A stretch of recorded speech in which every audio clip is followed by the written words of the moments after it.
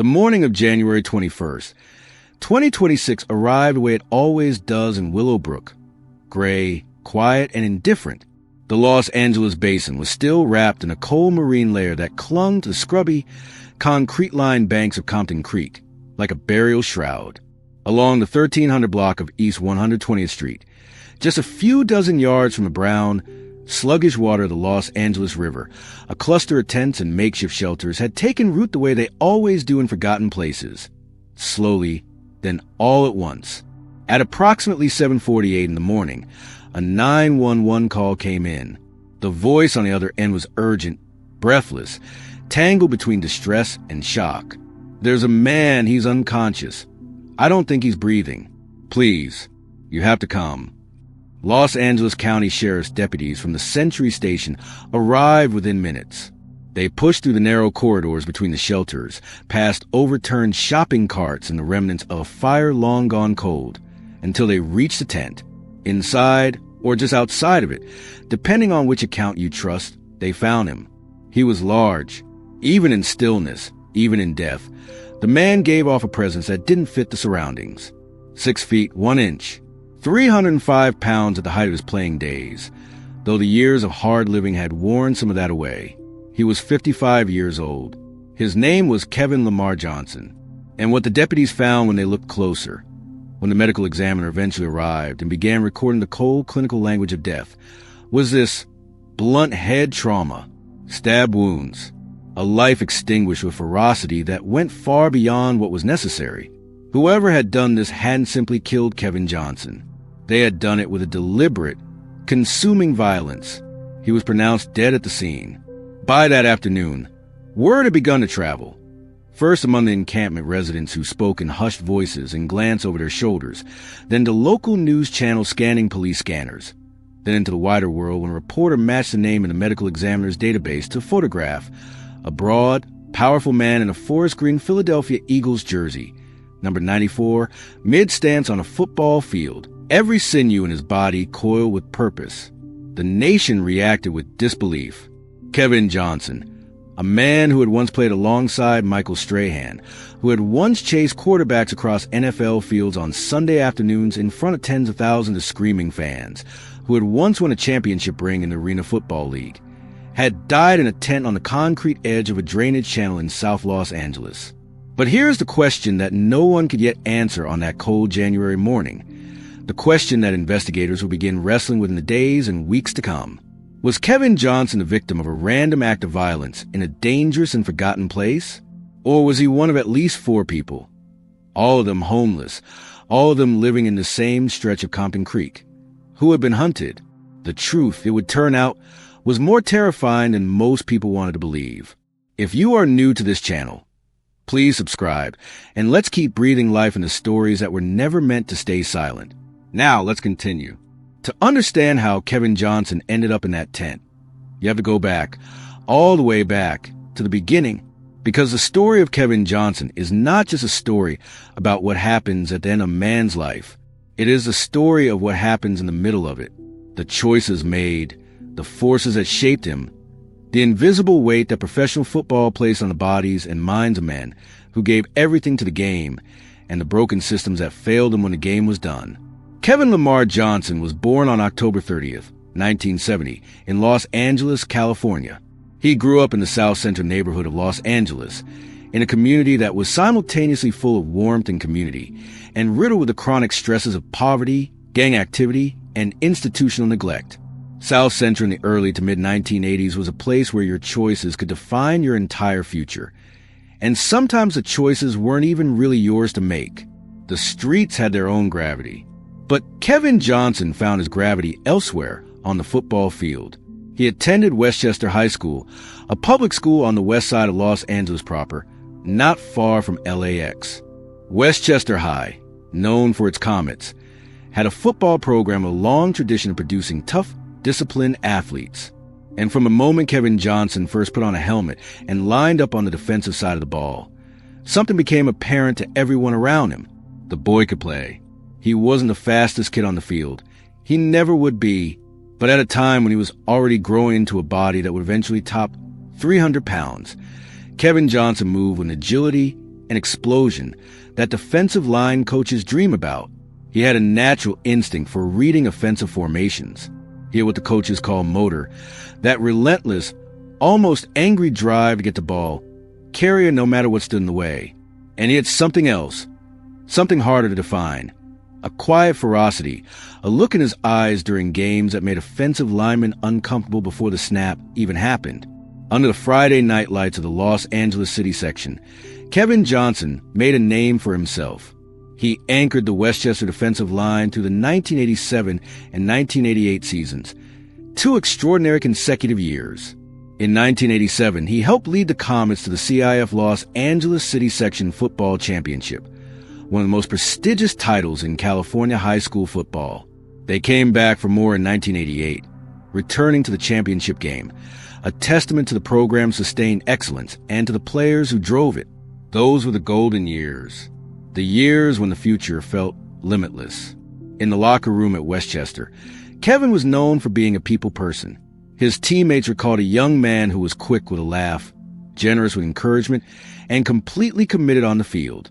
His best friend from those years, a man named Bruce Todd, would describe him decades later, after everything had happened, with these words: "He was my best friend. I was best man at his wedding.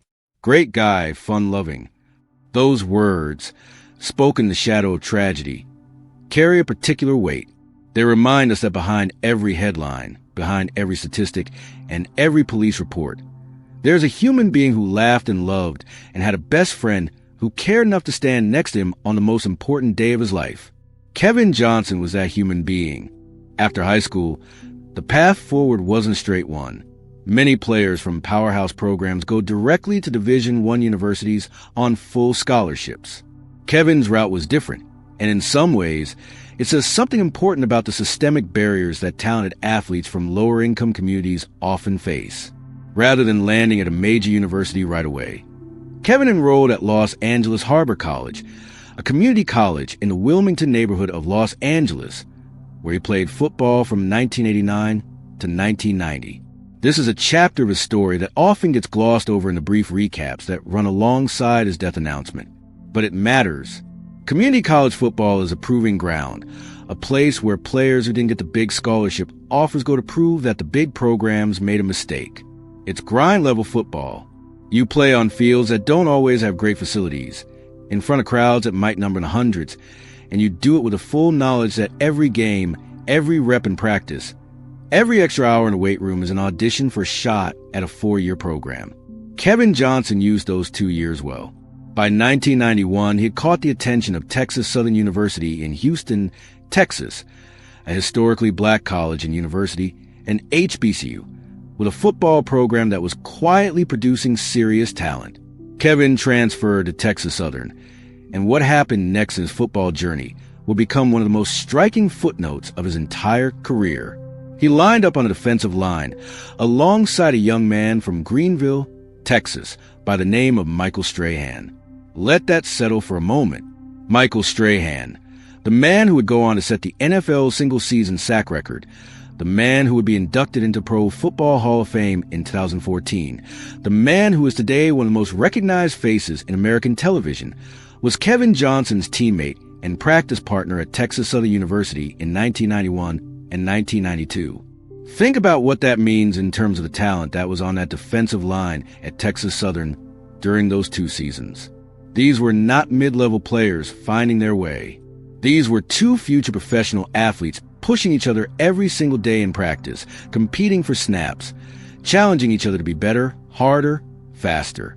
When you play against Michael Strahan in practice every week, you either raise your game or you don't make it. Kevin Johnson raised his game. He flourished at Texas Southern. The Tigers' defensive line was one of the most feared in the SWAC, the Southwestern Athletic Conference, the historic conference of HBCU football. Kevin was a force, powerful, technically sound, and now played with a kind of refined edge that only comes from going up against elite competition every week. By 1992, when Kevin declared for the NFL draft, he had done everything you could possibly do at the college level. He had won titles in high school. He had taken the hard community college route and fought his way to a 4-year program. He had sharpened himself against future Hall of Fame talent. It was time to see how far the dream could go. April 25th, 1993. The NFL Draft. Kevin Johnson sat and waited. The way every draft prospect waits, with that particular cocktail of anticipation and anxiety that no one who hasn't experienced it can fully describe. The first round came and went, the second, the third, and then, in the fourth round, with the 86th overall pick, the New England Patriots called his name. It was not a glamorous pick.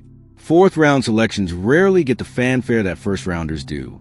But for a kid from South Central Los Angeles who had taken the community college route, who had fought for everything every step of the way, having an NFL team call your name, any team, any round, is a moment that changes the molecular composition of a life. It is validation. It is arrival. It is a confirmation, delivered in front of the entire nation, that you are one of the best football players in the country. Kevin Johnson officially signed with the New England Patriots on June 30th, 1993. And then 6 weeks later, on August 23rd, 1993, the Patriots release him. If you know anything about how the NFL works, and most casual fans don't, this is not unusual. Training camp cuts are brutal, and they happen fast. Teams draft players in the later rounds, sometimes with the intention of developing them, sometimes with the intention of using them as camp bodies, and sometimes because they genuinely believe in a player but don't yet have the roster spot. Being released doesn't mean you failed. It means the numbers didn't work out. It means another player was marginally better in a very narrow evaluation window. But try explaining that to a 22-year-old kid from South Central who just had the dream within his grasp and felt it slip through his fingers. Kevin did not give up. 1 week later, September 1st, 1993, he was signed to the practice squad of the Minnesota Vikings. The practice squad is another layer of NFL purgatory that casual fans don't fully appreciate. You practice with the team, you attend all the meetings, you go through all the physical work, but you don't dress out on Sundays. You're one injury away from being elevated to the active roster, and simultaneously one good performance by someone else away from being cut again. Kevin lasted with the Vikings practice squad until September 27th, 1993, when he was released. He was 22 years old, and he had already been cut twice by NFL organizations. Here's the thing about Kevin Johnson that the cold statistics don't capture. He did not walk away. He did not go home and chalk it up to a dream that didn't pan out. He kept working, kept playing in whatever capacity he could find, kept his name in front of NFL personnel departments. Because this is what the truly resilient do. They absorb the rejection, they find the lesson in it, and they keep moving. 1994 came and went without an NFL contract. But Kevin was not idle. Then came 1995, and everything changed. He signed with the Oakland Raiders, the team of legends, the team with the silver and black mystique, the team whose very identity was built around a certain kind of hard-edged, unapologetic toughness that resonated deeply with someone like Kevin Johnson. But the Raiders waived him on August 28th, 1995. 1 day later, August 29th, 1995, the Philadelphia Eagles claimed him off waivers. That single transaction would define Kevin Johnson's NFL career. It would put him in an Eagles uniform, on a team that was building towards something, in a city that understood and rewarded the kind of gritty, physical defensive play that Kevin Johnson had been perfecting for 2 decades on fields from South Central Los Angeles to Houston, Texas. The Eagles in 1995 were under head coach Ray Rhodes, who had been hired that year after an outstanding run as a defensive coordinator. Rhodes brought an identity to the Eagles: physical, disciplined, hard-nosed defense. He was assembling a defensive unit that could compete with anyone in the NFC. And Kevin Johnson, long overlooked, multiply rejected, endlessly resilient Kevin Johnson, was going to be part of it. In 1995, Kevin played in 11 games for the Philadelphia Eagles. He recorded 19 solo tackles, 6 sacks, 1 forced fumble, and 1 fumble recovery, which he returned 37 yards for a touchdown. Read those numbers again. 6 sacks in 11 games.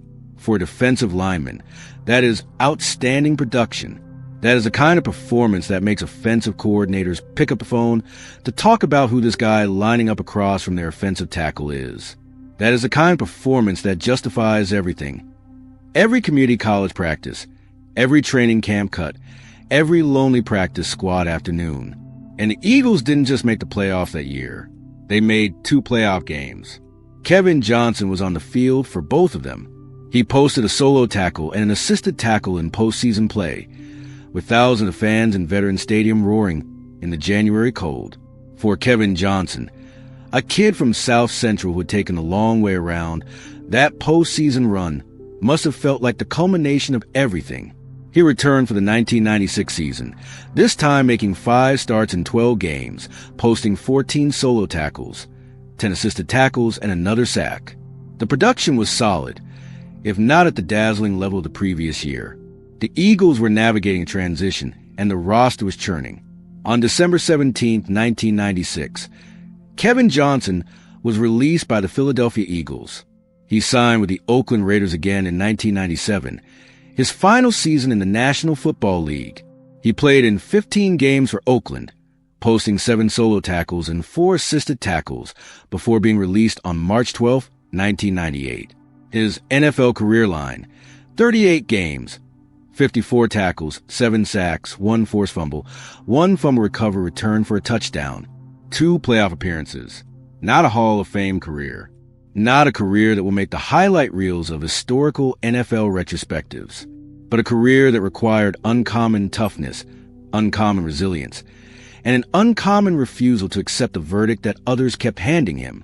A career that represented, in every meaningful sense, the successful fulfillment of a dream that most people never even get close to. When Kevin Johnson walked off an NFL field for the last time in 1998, he was 27 years old. The question that nobody was asking, but that would eventually become the most important question of his life, was, what happens next? For many NFL players, especially those who spend their careers in the trenches, offensive and defensive linemen, the men who do the brutal, anonymous work that makes the glamorous plays possible, the transition out of professional football is shockingly abrupt. One day you are a professional athlete.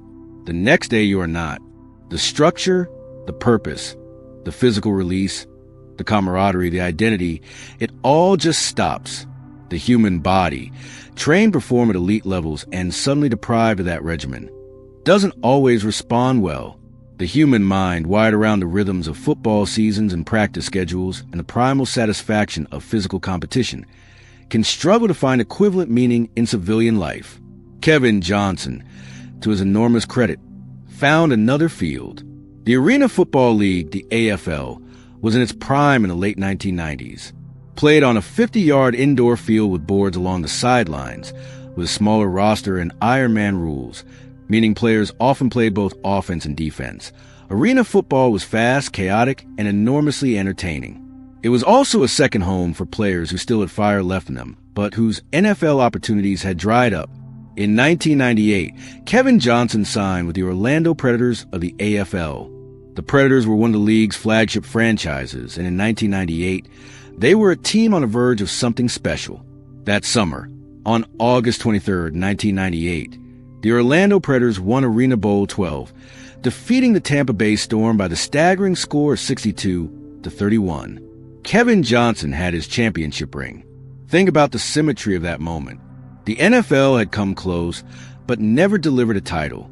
The smaller, louder, more frenetic world of arena football gave Kevin Johnson what the big stage had not, a championship.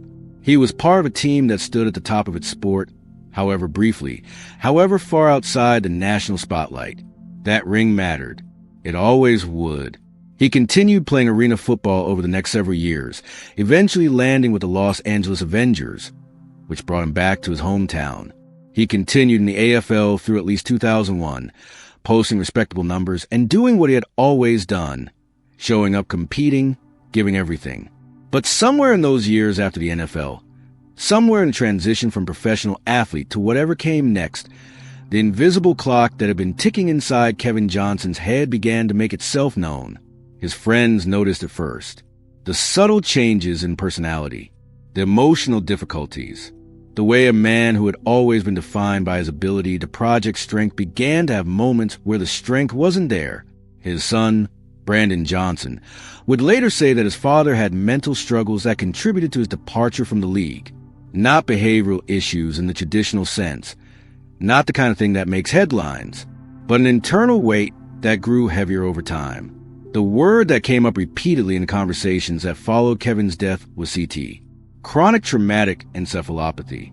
There are stories that require you to pause and acknowledge the context, the larger story within the story, because without that context, the human tragedy at the center cannot be fully understood. CTE is one of those stories. Chronic traumatic encephalopathy is a progressive, degenerative brain disease that has been found in the brains of former athletes, most extensively, most devastatingly, in the brains of former NFL players. It is caused by repeated head trauma, not just the catastrophic, obvious concussions that result in a player being carried off the field on a stretcher. The research has made increasingly clear that it is the accumulative impact, the routine blocking, the countless snaps, the ordinary collisions that happen on every single play of every single practice and every single game. That does much of the damage. And consider what that means for a man like Kevin Johnson. Consider the sheer volume of collisions that a defensive lineman absorbs over a career that spans from high school in the mid-1980s through community college, through 2 years at Texas Southern, through NFL training camps with multiple teams, through 3 NFL seasons of regular season and playoff football, and then through several more years in the Arena Football League. That is a conservative estimate of somewhere between 15 and 20 years of regular, high-intensity football. At the position Kevin played, defensive tackle and defensive end, the collision rate per snap is among the highest on the field. Every single play, before you can do anything else, you are engaged in a violent physical contest with a man who outweighs you or matches your weight, a man who is also highly trained and highly motivated, a man whose entire job is to stop you from getting to the quarterback. Multiply the force of those collisions by the number of plays in a practice. Multiply that by the number of practices in a week. Multiply that by the number of weeks in a season. Multiply that by the number of seasons across 2 decades. The cumulative impact on the human brain is, according to the research, catastrophic. CTE cannot be diagnosed in a living person, only through post-mortem examination of brain tissue. Kevin Johnson was never formally diagnosed, but his friends, the people who knew him best, who watched him change over the years that followed his playing career, had no doubt about what they were seeing. The emotional dysregulation, the cognitive difficulties, the inability to maintain the kind of stability in his personal and professional life that had once seemed effortless.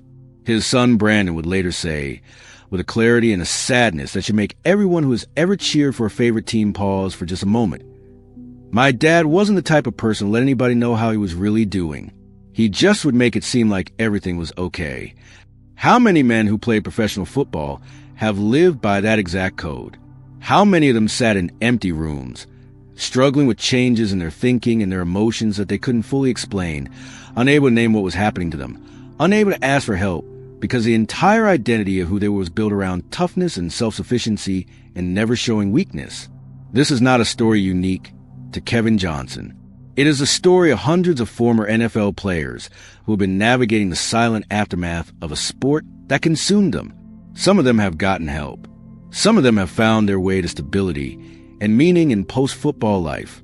And some of them, far too many of them, have fallen through the cracks. They have lost marriages, lost relationships, lost financial stability, lost the thread of the life they were supposed to be building.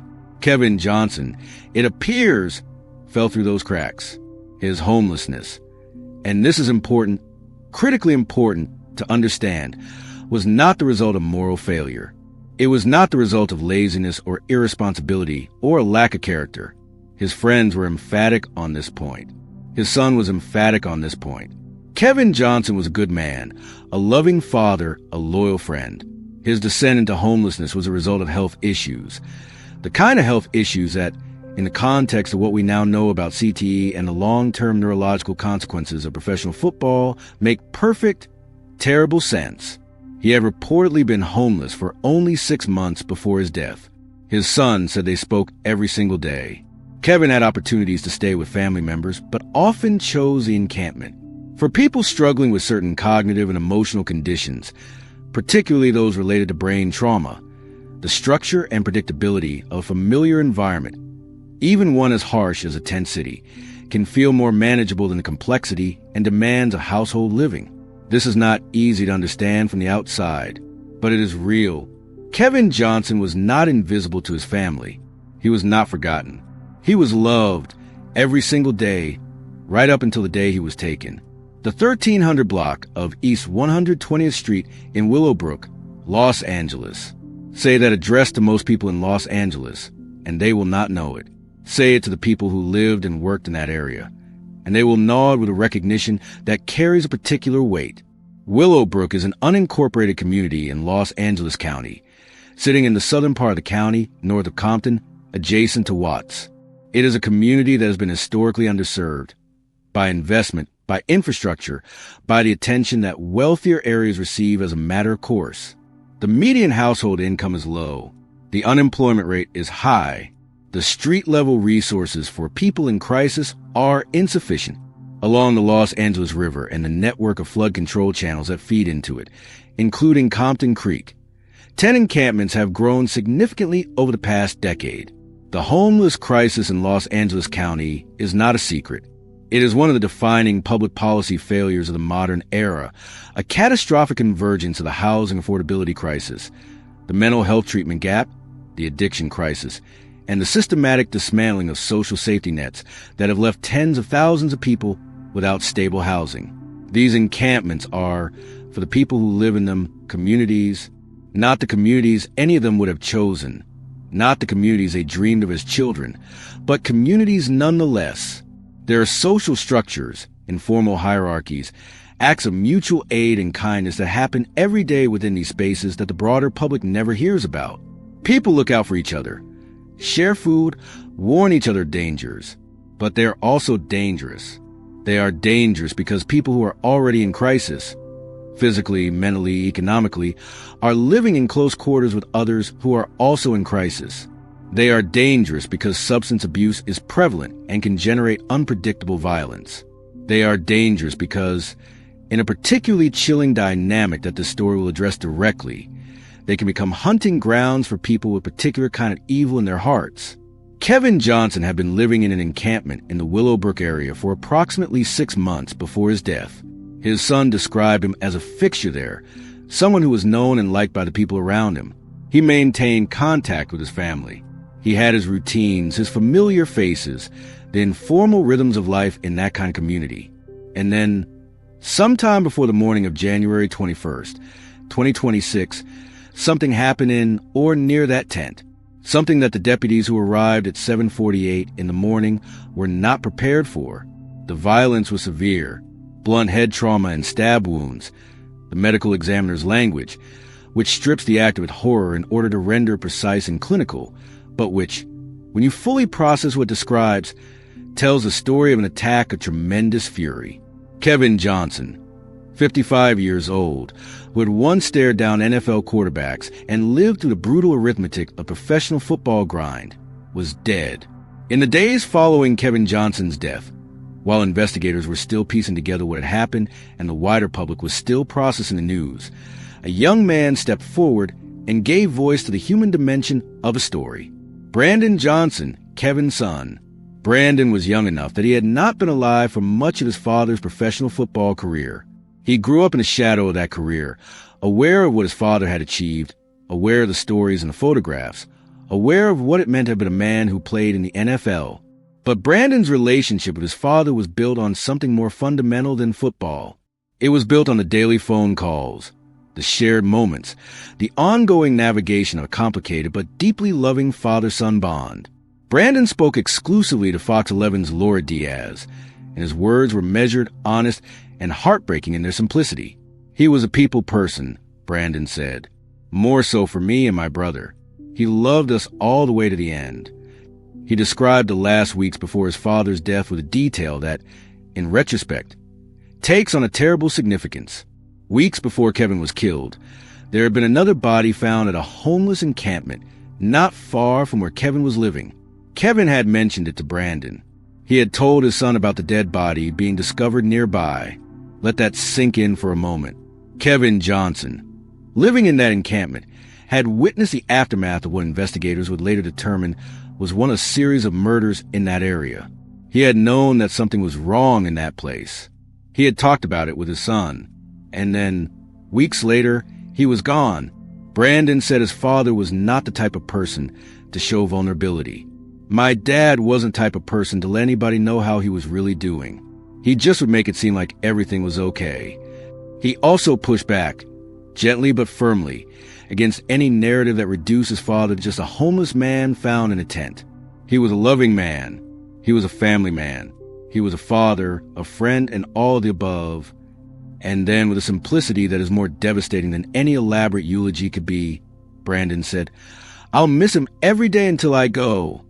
Bruce Todd, Kevin's lifelong best friend and best man at his wedding, echoed the portrait of a man who was more than his circumstances. The two men had known each other since their younger years, had been through everything together, and had maintained their friendship through all the changes that life brings. Todd described Kevin as a great guy, fun-loving, the kind of friend whose absence leaves a silence in your life that you never fully stop noticing. These are the testimonies that matter most. These are the voices that the news cycle usually drowns out in favor of the statistics and the investigative details. Kevin Johnson was not a statistic. He was a man who was loved, deeply, completely, without reservation, by the people closest to him. He deserved better. He deserved so much better. Now we must turn to the investigation, because what the Los Angeles County Sheriff's Department began to piece together in the weeks after Kevin Johnson's death was not simply the story of one man's murder. It was the story of something far more disturbing. Let us go back to October 5th, 2025. On that evening, a 52-year-old woman named Michelle Steele was shot in the head. She was unhoused, living in an encampment in the same general area. The Compton Creek stretch of the Los Angeles River near the 1300 block of East 120th Street in Willowbrook. She was taken to a hospital, where she fought for her life for over a month before succumbing to her injuries on November 12, 2025. Michelle Steele was 52 years old. She was unhoused. She was living in a tent city along a concrete river channel in South Los Angeles. Her story did not make national headlines. There was no social media storm, no statements from former colleagues or teammates. In the brutal hierarchy of American media attention, a homeless woman of color shot in the head in South Los Angeles does not generate the kind of coverage that makes people pause over their morning coffee. But she was a person. She had a life, a history, people who knew her and cared about her. She deserved to be named and mourned. 3 weeks after Michelle Steele's death, on December 4th, 2025, a 52-year-old man named Octavio Arias was found dead in the same area. The Los Angeles County Medical Examiner recorded his cause of death as blunt head and neck trauma. Octavio Arias was also unhoused, also living in an encampment along that same stretch of Compton Creek. Again, limited media attention, a brief local news item. Perhaps the machinery of public consciousness did not engage. Then came January 21st, 2026. Kevin Johnson. And 5 days later, January 26, 2026, a man identified as Mauro Alfaro was found dead by a flood-control channel in the same area. Also in his 50s. Also unhoused. Cause of death, blunt force trauma. 4 people. All unhoused. All living in encampments within the same general location along the 1300 block of East 120th Street. All dead within a 4-month window between October 2025 and January 2026. 3 of the 4 killed by blunt force, to the head, to the neck, to the body, 1 shot in the head. The Los Angeles County Sheriff's Department Homicide Bureau, facing these facts, did what they were trained to do. They began asking the question that the pattern demanded. Is this the same person? On February 4th, 2026, the LASD issued a formal statement acknowledging that all 4 homicides were under active investigation and that detectives were working to determine whether they were connected. The Bureau said they were working alongside personnel from the Century Sheriff Station and the Operation Safe Streets Bureau a unit specifically designed to tackle organized criminal activity. All 4 victims were unhoused individuals who were living in encampments in the vicinity of the 1300 block of East 120th Street, the department confirmed.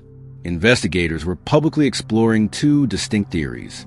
The first, that these were targeted killings by someone with a specific animus toward homeless people in that area, someone who viewed the encampment residents as a problem to be eliminated, or who derived a specific satisfaction from targeting the most vulnerable people in society. The second, that drugs or gang activity were the connecting thread, that these 4 people were somehow caught in the crossfire or the internal violence of that world. Retired LAPD Detective Moses Castillo, speaking to Fox 11, laid out the investigative logic with the clear-eyed precision of someone who had spent a career working homicides. Investigators usually start looking for a common thread, Castillo said. Did these victims know each other? Or what was the connection, the method of the injury and fatal wound? Are they all similar? Are they connected? He also spoke to something that every investigator who has ever worked homicides in homeless communities knows: the profound challenge of building trust with the witnesses. I think it's important, number one, that they establish a rapport with this special population of the unhoused, because if they don't earn their trust, they're not going to speak of anything, Castillo said. Silence protects the killer, so we need you to speak up. If you know something, please tell the authorities. This is not a throwaway line. This is the core operational challenge of the investigation. The people who live in those encampments are not, as a rule, eager to engage with law enforcement. For many of them, their relationship with police and sheriff's deputies has been defined by harassment, by rousting, by having their belongings confiscated, by being treated as problems rather than people. The trust deficit between law enforcement and homeless communities in Los Angeles is not an abstraction. It is a lived reality that has concrete consequences for investigations like this one. And yet those encampment residents are also the most likely witnesses to what happened. They were there. They know what they saw and heard. They know the rhythms of that community, who was new, who was familiar, who seemed out of place. They are, potentially, the key to finding whoever killed Kevin Johnson, Michelle Steele, Octavio Arias, and Mauro Faro. As of the time this story was produced, no suspect had been identified. No arrest had been made. The investigation was ongoing. The phrase that began appearing in news coverage, potential serial killer, deserves careful examination, because in our culture, the term serial killer carries enormous weight. It evokes a specific archetype, the calculating, predatory individual who kills multiple victims over time, often driven by some internal psychological compulsion, often with a signature or a pattern that eventually allows investigators to identify and apprehend them. The FBI's definition of serial murder is the unlawful killing of 2 or more victims by the same offender or offenders in separate events. By that definition, if a single individual is responsible for all 4 of the Compton Creek killings, that individual meets the threshold. The question of motive is the most critical unknown. Investigators were publicly considering several possibilities. The first possibility is that the killer harbors a specific hatred or contempt for homeless people, what criminologists sometimes call predatory or mission-oriented serial violence. There's a documented history of individuals who have targeted homeless populations, viewing them as expendable, as less than fully human. The very vulnerability that defines homelessness, the lack of stable shelter, the absence of the normal protections that a house or apartment provides, the social isolation, the limited access to emergency services, also makes unhoused individuals attractive targets for a certain kind of predator.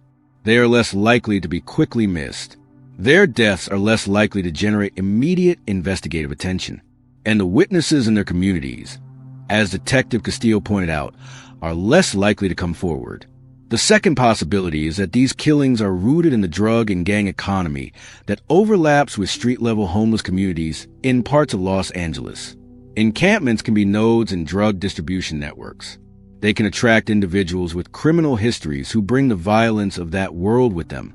In this scenario, the common thread between the 4 victims might not be that they were homeless per se, but that they were caught up in some dispute or conflict within that underground economy. The third possibility, and investigators seem to be keeping this on the table even while exploring the others, is that these killings are not connected at all, that the geographic and temporal proximity is coincidental, that 4 separate individuals or groups of individuals committed 4 separate acts of violence in the same area within a 4-month window.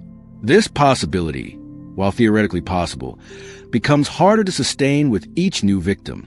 For homicide in the same general location, all involving unhoused victims within 4 months, the statistical probability of that being random convergence decreases with each additional data point. Sources close to the investigation were quoted as saying there was no concrete evidence linking the cases together as of early February 2026. But the investigation was clearly treating the serial connection theory as a serious working hypothesis. The method matters too. 3 of the 4 victims, Octavio Arias, Kevin Johnson, and Mauro Alfaro, died of blunt force trauma to the head and/or neck. Kevin Johnson also had stab wounds. Michelle Steele was shot. The variation in method is notable. If these were all carried out by the same individual, they used different weapons or different approaches. That could indicate someone who is adaptable and opportunistic, using whatever instrument is available, or it could indicate multiple perpetrators. In the absence of an arrest, the investigation is still in the stage of assembling the puzzle, gathering the forensic evidence, canvassing witnesses, analyzing surveillance footage from whatever cameras exist in that area, building a picture of who was in that community and when. The investigation has tips line. Anyone with information was urged to call the LASD Homicide Bureau at 323-890-5500. The Sheriff's Department made clear that they take these cases seriously. All 4 of them, not just the one that made national news because of the victim's NFL history. That last point is worth dwelling on. Kevin Johnson's death generated national coverage because he was a former NFL player. Michelle Steele's death did not. Octavio Arias' death did not. Mauro Alfaro's death did not. The disparity in attention given to these 4 deaths, all equally tragic, all equally deserving of justice, reflects something uncomfortable about whose suffering we as a society choose to make visible and whose we allow to remain in the shadows. Justice for Kevin Johnson and justice for his 3 fellow victims are not separate causes. They are the same cause. When the news of Kevin Johnson's death became public, the reaction from the football world was one of genuine mourning, but also one that carried an undercurrent of something more complex. Because for people who have been paying attention to what happens to former NFL players after their careers end, Kevin Johnson's story was not entirely surprising. It was heartbreaking, but it was not surprising. The Oakland Raiders, now the Las Vegas Raiders, issued a formal statement. The Raiders' family mourns the loss of Kevin Johnson, a defensive lineman out of Texas Southern. Johnson played for the Silver and Black for 1 season. Seeing action in 15 games in 1997, he previously played 2 years in Philadelphia, totaling 7 sacks in 23 games. The prayers of the entire Raider Nation are with Kevin's family at this time. It was a respectful statement, but it also inadvertently captured something about how the NFL processes the loss of players who pass through its rosters for relatively brief periods, with appropriate official mourning, but without the sustained engagement with why this happened that the moment demands. In sports media, the reaction was somewhat more extended. Writers and commentators who cover the intersection of football and player welfare picked up the story and situated it within the larger conversation about CTE, about the support systems, or lack thereof, available to former players, about the NFL's responsibilities to the men whose physical and cognitive health was shaped, and in many cases damaged, by their years of service to the league. The conversation about what the NFL owes its former players has been ongoing for years, accelerating dramatically with the broader public awareness of CTE research that came in the 2010s. The league eventually settled a class action lawsuit brought by thousands of former players for a sum in a range of $1 billion, though many advocates argued that the settlement was insufficient and that the conditions attached to receiving compensation were overly burdensome for players who were cognitively impaired. Kevin Johnson, as far as is publicly known, was not among those who received significant compensation. His health issues, his economic difficulties, his eventual homelessness. These occurred in a landscape where the support systems for former players, especially those who played in the 1990s and early 2000s, were incomplete and inconsistent. This is not an attack on the NFL as an institution. It is a call for honest reckoning with the full cost of the sport, not just in financial terms, not just in the box scores and the injury reports, but in the long, quiet aftermath that happens after the lights go out and the crowds go home, and the former players are left to navigate the rest of their lives with whatever health and resources they have remaining. Kevin Johnson was an example of what can happen when those systems fail. He is not alone. He will not be the last. As the investigation continued through February 2026, the central question remained unanswered. Who killed Kevin Johnson? And more broadly, who killed 4 people in the same stretch of Compton Creek over 4 months? Let's be precise about the geography. Compton Creek is a concrete-lined flood control channel that runs through the southern part of Los Angeles County, eventually feeding into the Los Angeles River.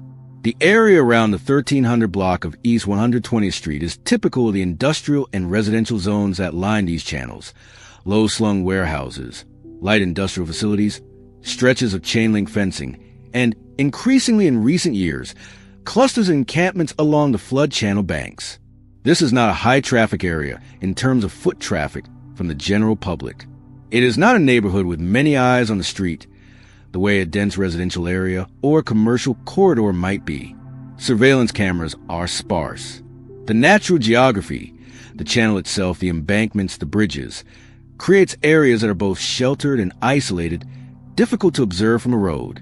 For someone with predatory intent, it is, unfortunately, an environment that offers a certain kind of cover. You can approach, you can act, you can leave. And if the victims are members of a population that is already marginalized, already invisible to much of the surrounding community, the window of time before anyone notices can be very wide indeed. The question of who requires us to think about what the victims had in common beyond their homelessness. Michelle Steele, 52 years old, shot in the head on October 5th, 2025.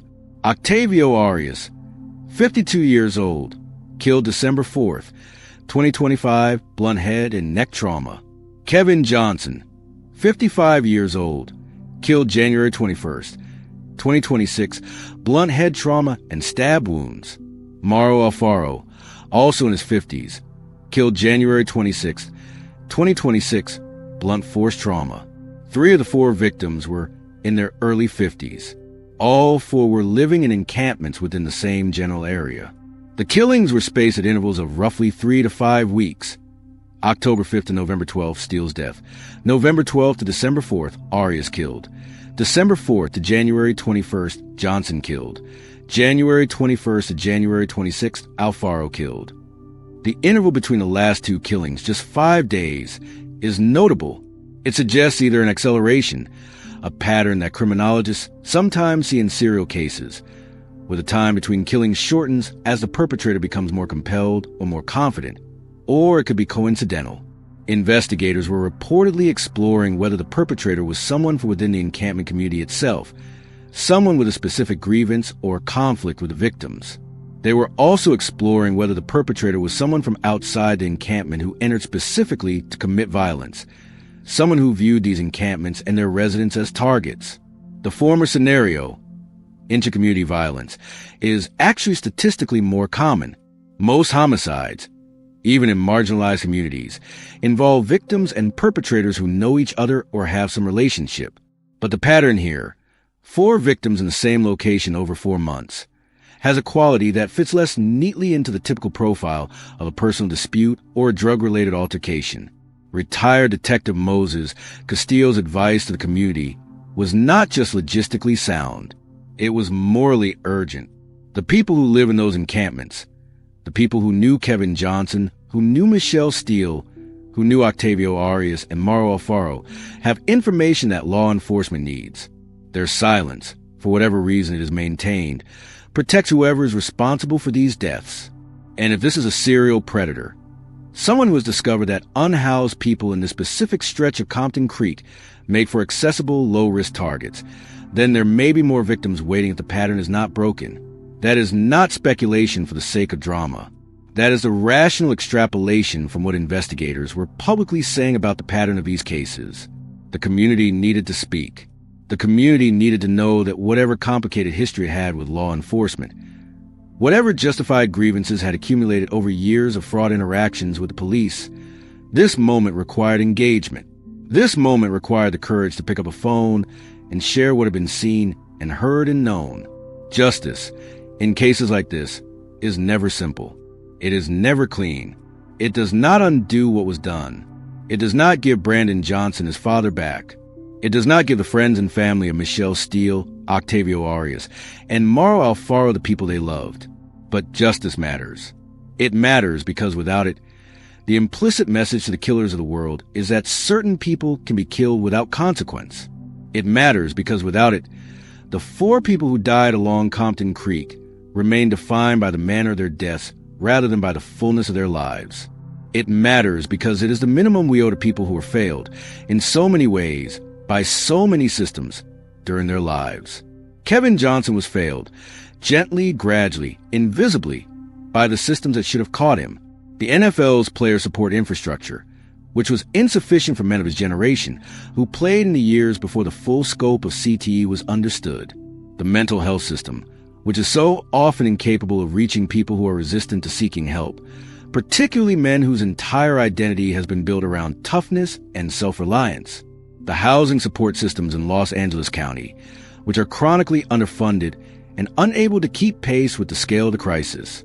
None of this is intended to remove personal agency from the equation.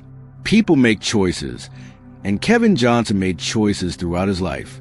But the framework within which those choices were made, the economic pressures, the neurological consequences of 2 decades of football, the inadequate safety nets, was a framework that tilted toward the outcome we are mourning here. Justice for Kevin Johnson means finding and prosecuting whoever killed him with the same rigor and urgency that would be applied to any homicide. It means not allowing his case to become one of those that gets worked for a while and then quietly deprioritized. It means ensuring that his 3 fellow victims receive the same investigative attention, the same commitment to resolution. And it also means, if we're being honest about the full scope of what justice requires, a reckoning with why Kevin Johnson was in that 10 in the first place. That is a harder, slower, more politically complicated conversation than an arrest and a prosecution. But it is just as necessary. He was born Kevin Lamar Johnson on October 30th, 1970, in Los Angeles, California. He grew up in South Central, found purpose and direction on the football field, and built a career through sheer force of will and resilience. He won a city championship at Westchester High. He took the hard community college road. He lined up next to Michael Strahan at Texas Southern. He was drafted by the New England Patriots in 1993. He was cut and he came back. He was cut again and he came back again. He finally got his chance with the Philadelphia Eagles in 1995, and he made the most of it. 6 sacks in 11 games, 2 playoff appearances, a fumble return for a touchdown, a defensive line performance that made people take notice. He won a championship ring in the Arena Football League with the Orlando Predators in 1998. He finished his football career back home in Los Angeles with the Avengers, bringing his journey full circle. He was a husband. He was a father of at least 2 sons. He was a best friend who had people who loved him deeply and would grieve him for the rest of their lives. He was, in every meaningful sense, the kind of man that communities are built around, loyal, warm, driven, committed. He was also, in his final years, a man who was struggling with the accumulated physical toll of a sport that asked everything of him, struggling with the cognitive and emotional consequences of decades of head trauma, struggling to navigate a world that had moved on while he was figuring out how to keep going. He had been homeless for 6 months when he died. 6 months. Not a lifetime. Not a symbol of some fundamental character failing. 6 months of navigating a crisis that millions of Americans face in a city that does not have enough resources to meet the need. He died on January 21st, 2026, in an attempt by the side of a concrete river channel in Willowbrook, Los Angeles. He died of stab wounds and blunt head trauma. He was 55 years old. He did not deserve to die that way. No one deserves to die that way. Kevin Johnson's story did not end when he was cut from his final football team, or when he last walked off the field in an Arena League uniform, or when he fell into homelessness. It continued, quietly, invisibly, in the ways that stories always continue when the larger narrative has moved on. And the story of Kevin Johnson is, in important ways, the story of America itself. It is the story of what we celebrate and what we discard. We celebrated Kevin Johnson when he was a powerful, performing body in a team uniform. We cheered his sacks, marveled at his athleticism, watched him make plays on television. We consumed his labor and his physical sacrifice with enthusiasm. And then, when the body could no longer perform at that level, when the neurological damage began to accumulate, when the economic and social safety nets proved inadequate, we moved on. The spotlight found the next game, the next season, the next crop of powerful young men to celebrate and consume. This is not a critique unique to football. It is a critique of a culture that has a troublingly transactional relationship with the people whose labor and sacrifice it relies on. The NFL is, perhaps, the most vivid and visible example of this dynamic, but it is not the only one. Los Angeles County has over 75,000 unhoused residents, according to recent counts. Each one of them has a story. Many of those stories involve the same confluence of factors that shaped Kevin Johnson's final years.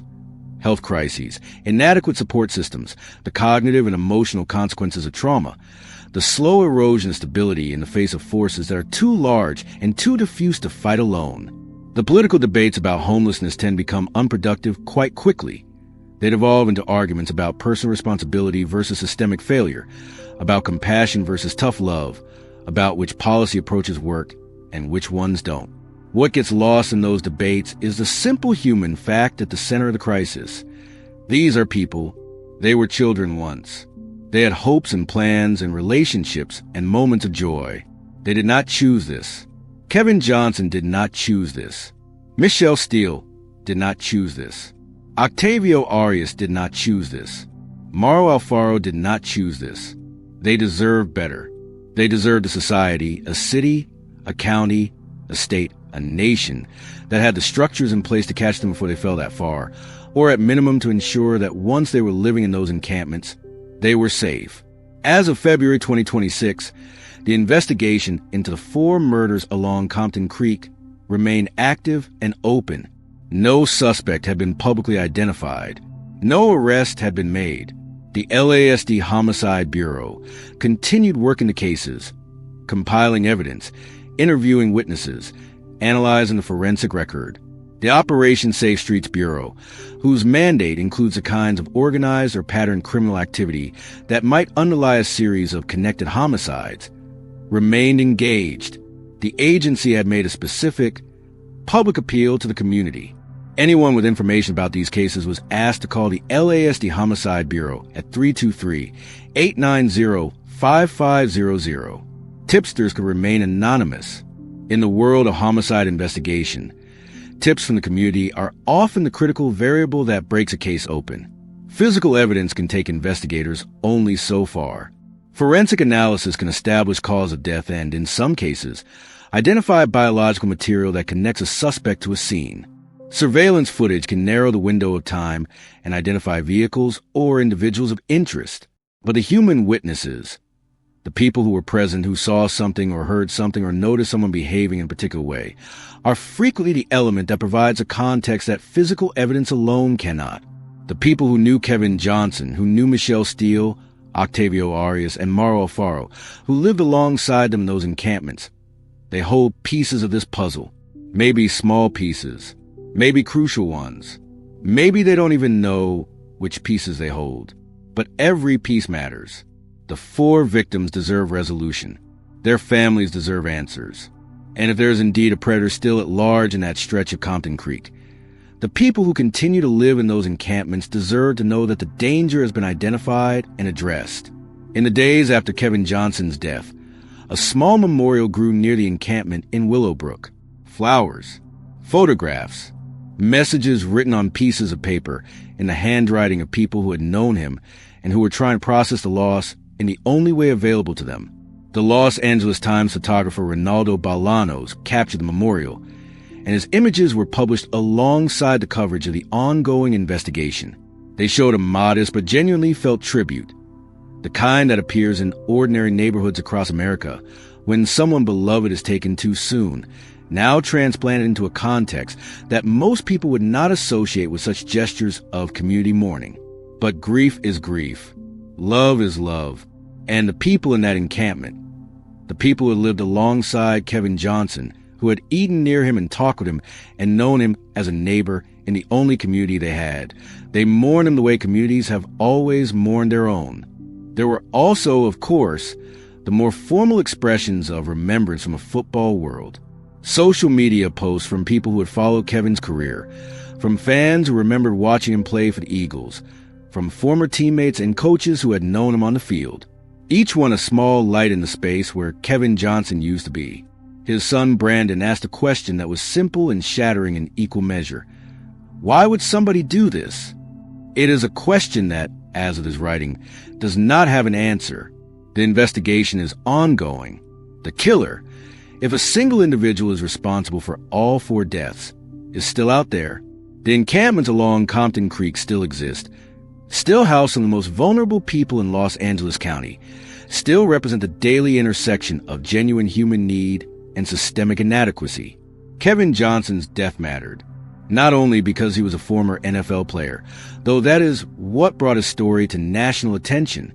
It mattered because he was a human being, because his life had value, because the manner of his death was an act of violence that should not go unanswered. And the deaths of Michelle Steele, Octavio Arias, and Mauro Alfaro mattered too. They are not footnotes to Kevin Johnson's story. They are stories in their own right, deserving of the same attention, the same investigative resources, the same public outrage. All 4 of them. Here, at the end, let us sit with a full picture of Kevin Lamar Johnson's life. He was born in Los Angeles on October 30th, 1970. He grew up in a challenging environment and found a path through sport, through the discipline and physical expression and collective purpose that football provided. He fought for everything he achieved in the game, taking the community college road, transferring to an HBCU in Houston, competing alongside a future Hall of Famer, earning an NFL draft pick the hard way. He spent years being cut and claiming and released and signed again, absorbing rejection after rejection, and continuing to push forward, because that was the kind of man he was. He finally got his NFL moment with the Philadelphia Eagles and made the most of it. 6 sacks, playoff football, the roar of the stadium. He won a championship ring in Orlando with the Arena Football League. He came home to Los Angeles and finished his playing career with the Avengers. He loved his sons. He had a best friend who stood beside him at his wedding. He made people laugh and feel welcomed. And then the years began to take their toll. The neurological weight of all those collisions, all those impacts, all those brutal mornings after games where the body protested in ways they're easy to ignore when you're young and strong and certain that you'll recover. The cognitive and emotional changes that his friends recognized, but that Kevin himself, being a kind of man who never wanted anyone to know how he was really doing, deflected with a smile and an assurance that everything was fine. He became homeless, not because he was weak, not because he had failed, but because the systems that should have supported him were inadequate, because the health consequences of the sport he had given his life to were not sufficiently addressed, because sometimes a person who has been strong their entire life reaches a point where the accumulated weight of everything becomes too much to carry alone. He lived in a tent along Compton Creek for approximately 6 months. He talked to his son every day. He made friends in the encampment. He kept showing up, kept being present, kept being Kevin Johnson. And then, sometime before the morning of January 21st, 2026, someone or multiple people came to that tent, and what they did to Kevin Johnson was violent beyond what the clinical language of medical examiners report can fully convey. Blunt head trauma, stab wounds, the end of a life. He was 55 years old. What do we owe him? We owe him the full truth of his story, not the compressed, statistics-driven version, not the sensationalized narrative of the fallen athlete, but the full, complicated, human story of a man who worked hard and loved his family and gave everything he had and deserved more support than he received. We owe him justice. We owe whoever killed him, whoever ended his life with that kind of terrible violence on a January morning in Willowbrook, the full weight of the law. We owe his fellow victims, Michelle Steele, Octavio Arias, Mauro Alfaro, the same attention, the same investigative commitment, The same public acknowledgement that their lives mattered and their deaths deserve answers. And we owe the people who are still living in those encampments, the people who wake up every day along Compton Creek, in the same stretch of Los Angeles where 4 people were killed in 4 months. We owe them safety. We owe them a system that treats them as human beings rather than problems. We owe them the basic dignity that every person deserves regardless of whether they have a roof over their head. Kevin Johnson's life was more than the last chapter of it. His life was Westchester High School and the 1987 City Championship, and the community college years in Texas Southern and Michael Strahan, and the New England Patriots calling his name in the 4th round, and the Eagles claiming him off waivers, and 6 sacks in 11 games in playoff football, and the Arena Bowl ring in Orlando, and the daily phone calls with his son, and the best man at his wedding, and every single day in between. His life was full and real and worth telling.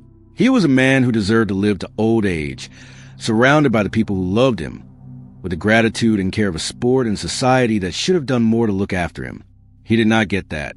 But he gets this, his story told in full with the weight it deserves.